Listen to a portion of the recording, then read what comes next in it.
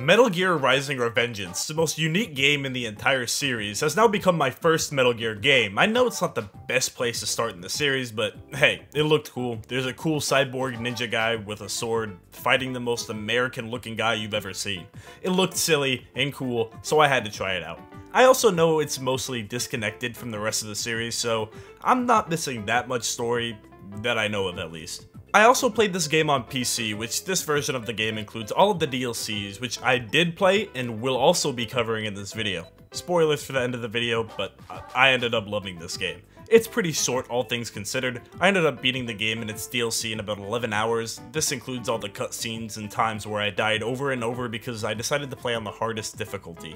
Due to it being so short, it also doesn't have a very long or in-depth story, but that isn't a terrible thing. The story is there, but the game is obviously meant to be played more for the gameplay and trying to get better scores on each of the playthroughs. The plot is a spin-off continuation of Metal Gear Solid 4 and follows the protagonist Raiden going to confront a private military company that preys on the weaker nations in order to make money. It sounds simple enough, but the many antagonists introduced throughout the story complicate the whole situation, where in the first mission, the cool-ass guy with a gun sword named Jetstream Sam shows up, stabs you in the eye, and then just proceeds to look cool and leave. From there, Raiden gets even more cybernetic enhancements that help him get stronger for his upcoming investigation on the militant group. You end up traveling to a couple different parts of the world to finding out even worse news, including how the government is trying to condition children to become cybernetic killing machines, which, you know, isn't good, of course. So Raiden resigns from his group labeled Maverick in order to go on an assault with his little robot dog, Wolf.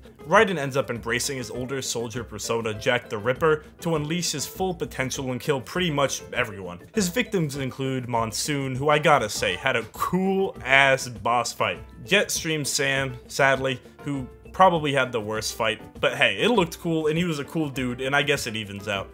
And finally, the Senator, who had me 2 seconds away from crying at my computer screen because I couldn't stop dying. And I know it sounds like I really shortened the story, but when I finished it the first time around, it said I beat it in just under 6 hours, so it's not that long, but that's not the strong aspect of this game by any means. While the story is there and enjoyable, the gameplay is the main hook for the game.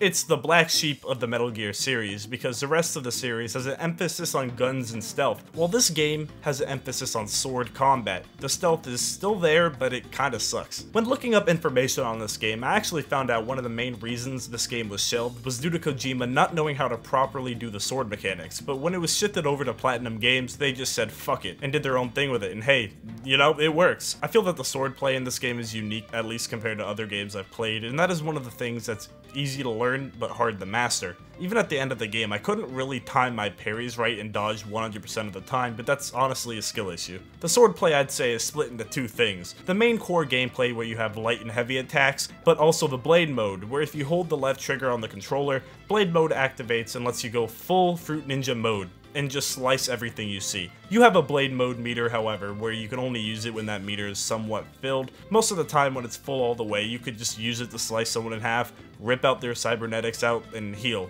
Yeah, it's pretty cool. But I don't know how I like it in certain situations due to it making fights a lot easier, just one-shotting everyone, healing, then doing it again. It's very hard to die outside of boss fights, and I wish it somehow took a little more skill. On the topic of boss fights, however, they're all phenomenal. The first few big fights against Ray and Mistral are simple, but of course, they're still there to introduce you to the boss mechanics. After that though, they have you move on to Monsoon, and while he isn't the hardest boss, he's most definitely the coolest. The whole fight is based around blocking and parrying. It's challenging, but in a fun way. Hit him at the wrong time and you'll just phase right through him. Sundowner is similar, but instead of phasing through him, if you hit him while his shield is up, you'll just explode. He actually gave me a lot of trouble, and it was weird moving from him to Jetstream Sam, who, like I said in the beginning of the video, is probably the easiest fight.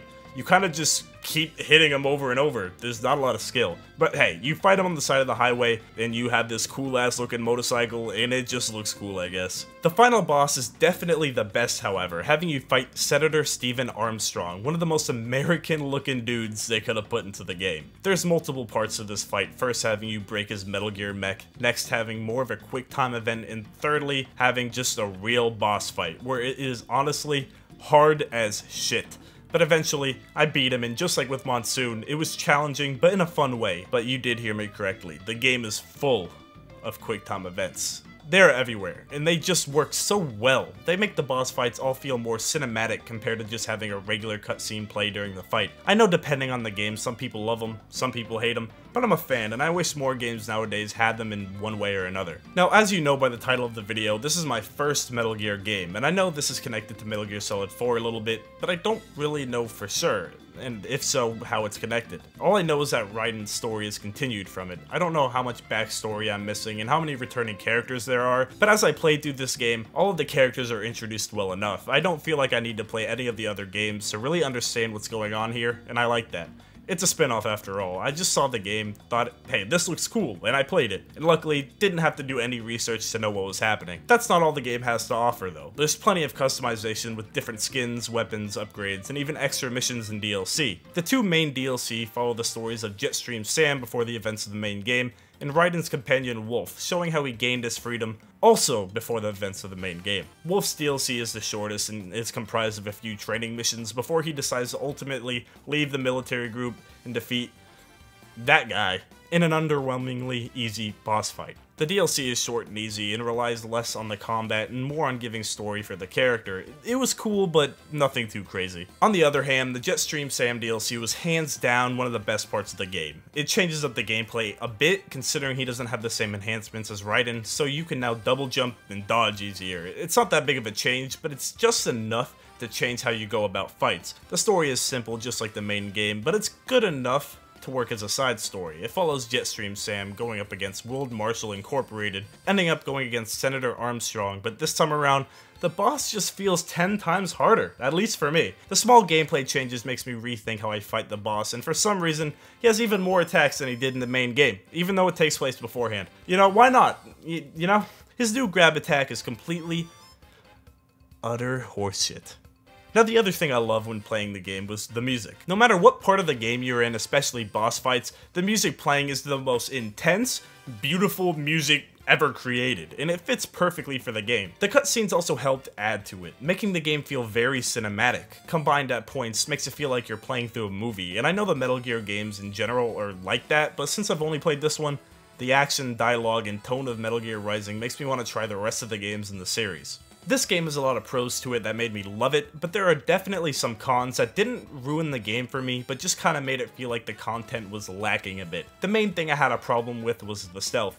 Maybe I was just bad at it, but I never felt like I could successfully sneak anywhere. I would constantly be getting caught, and there's not a lot of those segments to begin with. The other thing I've already mentioned was the length. It is so goddamn short, and even though it's meant to have different runs to see how far you can get, there are only 8 levels, and about 4 of them are extremely short. The 7th level is just a boss fight. I would have loved to see the game be at least 3 to 4 hours longer than it was, including different boss fights and locations. But when it comes down to it, the game was fun. It just would have been a lot nicer if it was just a little longer. They also still could have allowed the player to run through the game with a speedrun mode, similar to what the Uncharted games had. Considering there's a 99% chance this game will not receive a sequel, it sucks that the game that did release isn't at its full potential. But even with that said, I do recommend this game for the gameplay alone, whether or not you've played another Metal Gear game or not. I give Metal Gear Rising Revengeance an 8 out of 10. Maybe buy it at your local game store for the PS3 or on a summer Steam sale. The game's worth it for like a $10 to $20 price tag. Anything above that, I wouldn't say it's worth it. I think I got it for around 20 bucks, and for that price, you know, you can't really complain. Just someone tell me why this shit was added into the game.